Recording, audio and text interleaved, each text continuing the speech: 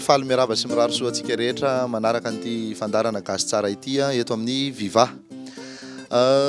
Tonga dia ho vatantsika ny resaka ataontsika didy lokanga andrainy talata vao mipaika dia fandihizana fa tsy ho besasono sy ny angoro-dao rovitritsika amin'ny magasy tsara izay dia fahalalana ilaina mivelatra ity fa fahaizana mila mitombo dia mba hizara zavatra kely amintsika indray androany. Rentsika matetika le resaka hoe rainy songomby sy le tangena. Rainy songomby sy le tangena avy eo amin'ny faritra Rivomamo. Tantarany anarantsika taloha ny resaka hoe mena lamba. Tamin'ny fotoana fanoherana ny vazaha mpanjanaka tamin'izany fotoana izany dia misy ny hoe mena lamba, ny Sady Iava, ny VVS, ny MDRM sy ireo antoko-pikambanana be dia be sy vondrona be dia be niady ho an'ny tanindrazana. Dia anisan'ny tao anatin'izany zany ny nitsangana voalohany dia ny mena lamba. Fa ny mena lamba dia rainy songomby sy le tangena ny tena nitarika azy. Iza moa rainy songomby sy le tangena? Rainy songomby sy le tangena very anarana tamin'izay moa zany izy fa ny tena anarany dia hoe rainy Zavoavy sy Bena. Rainy Zavoavy sy Bena avy eo amin'ny faritra Amboanana Rivomamo ao izy ireo. Amboanana 17 kilometatra menatsimo raha avy eo Rivomamo ianao no mitsofoka mandeha lalatany dia tonga any Amboanana. Any amin'io Amboanana io ny angany rainy Zavoavy sy Bena teraka i Randrena Arimanana. Dia ireo zany no lohany nitarika an'izany atao hoe mena lamba.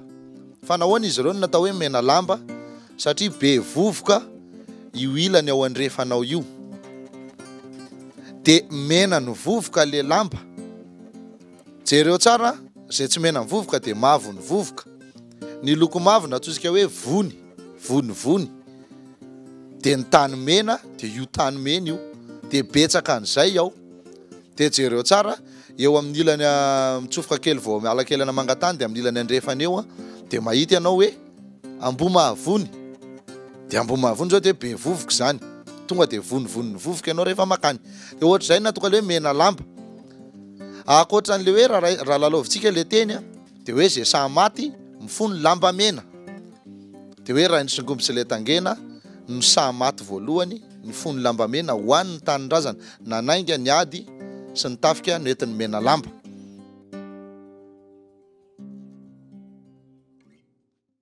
Mena lamba, mena lamba, mena lamba, mena lamba. Nanohitra ny vazaha ireo olona ireo ary nampiasa ny fahaizany rehetra satria sady mahery ody no mafy ara-tsandry matanjaka. Fa io moa zany ny tantara be dia be mamilivily, misy miteny hoe androvondrovon'olona izy, androvolan'olona satria indraindray le mpanoratra tantara mety ho pastera, mety ho mopera, mpitondra fivavahana tamin'izany fotoana izany vazaha ireo misionera. Fa rainy songomby sy le tangena zany dia fehezitsika ao anatin'ilay teny hoe tia tanindrazana feno satria nahatsapa fa tsy mety ny fangejana sy ny fanandevozana ataon'ny vazaha dia nampiasa ny fahaizany amin'ny alalan'ny ody izy, amin'ny alalan'ny herintsandriny ka nahasana nainga ny ady voalohany tao. Dia hitantsika tsara ny adiny seho tao Rivomamo hoe tambataba tao Rivomamo tao amin'ireny resaka hoe mena lamba sy tanindrazana ireny. Namonoana ny vazaha Johnson sy ny fianakaviany tao hoe ny vonon'ny mena lamba, ny dorany ny tranony, potipotehany ny momba azy, miviravirainy izay tratrany.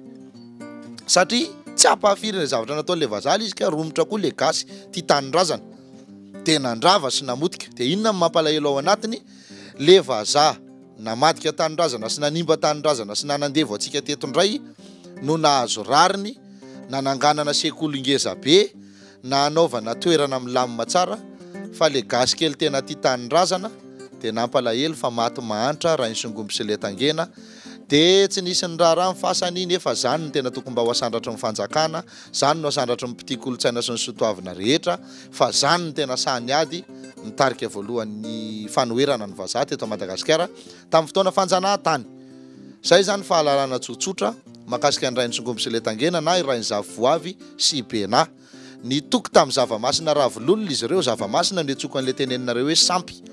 Zavamasina ravololona avy ato amin'Andrenony Belaza teto miteraky ny Andretsianky reo zany no nitokisany fokony zanak'antitra tsara ho marihana fa avy ao amin'ny fokony zanak'antitra zany hoe taranak'Andriamasina valina ny avy ato Amboanana avy amin'ny Ranosingomby sy Letangena avy ao amin'ny fokony zanak'antitra izy de zay no nahatonga azy hoe nitoky tamin'ny zavamasina ravololona io no nampahery ny odiny io no niaro azy io no nikarakara azy rehetrarehetra de zay moa nampalahelo zany hoe tsy mba nisy ny raharaha le fatin'ny Ranosingomby sy Letangena fa le Johnson le vazaha indray no nomena rirany sy rariny teto amin'ny firenena fa lalana tsotsotra zany fa de anaovana ny soavatsara ten'Andriamanitra amintsika menakavy tompoko.